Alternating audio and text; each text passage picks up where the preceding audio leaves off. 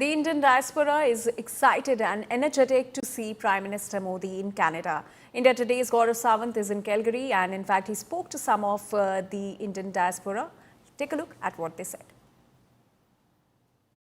Some bitterness had crept into the India-Canada relationship in the past several years, but now there's a new beginning.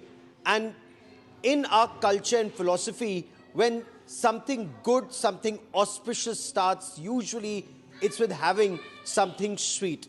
And we are at a sweet shop here in Calgary, in Canada. This is Gwalia Sweets. I want you to look at this shop. This is the name of this shop, Gwalia Sweets, and you can just look around. Lots of mithai here, but what we are celebrating today is this.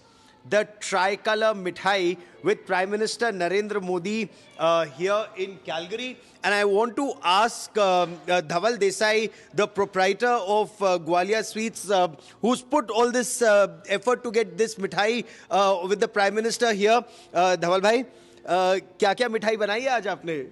Sir, this is specially for welcoming Modi ji. This is what we made to welcome Modi ji, right? We are not able to meet him personally, but this is our heartily wishes and our efforts for the best relationship between Canada and India, right? And this looks lovely. So I can see laddus are there, pedas are there. These all sweets are Modi ji's favorite personally. Okay, so just see this.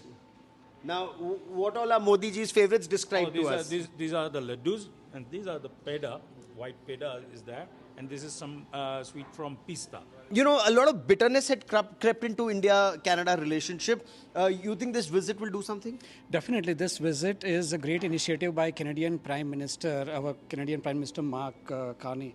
He invited Modi to G7 summit, and this is really a great initiative because the way India has grown over last almost a decade so fast, I think Canadian government has realized it, maybe a little late in the game, but they've realized it, that they need India in hand on hand to grow Canadian economy, and basically that helps all of us as our Indian citizens by birth. It helps us also to grow that way. I think this is a time where our generation specifically is, doing their part to spread awareness and do their part to sort of show how powerful India is becoming, and it is slowly climbing up. They are no longer in need of help, and I think this is just going to lead to stronger connections for India internationally. India-Canada relations had gone downhill when Justin Trudeau was the Prime Minister of Canada, and Prime Minister Narendra Modi's visit in 2025 is after 10 years. Of course, in 2015, India and Canada became strategic partners, but then on the issue of Nijjar killing, Canada's allegations on India,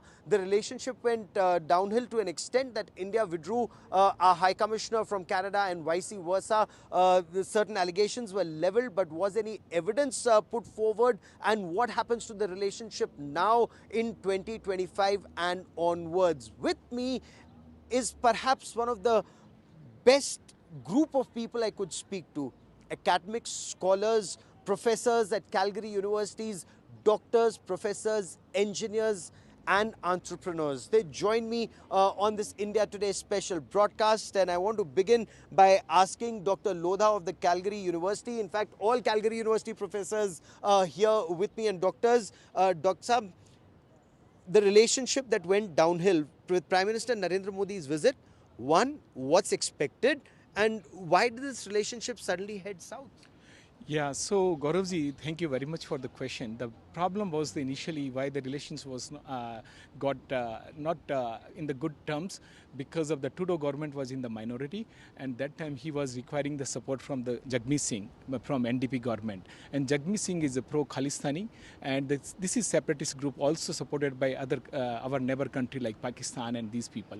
And so the government of Canada, especially Trudeau government, supported separatist group Khalistani, and that's why. And the other thing the Trudeau did was coming openly and giving a statement against India in the parliament.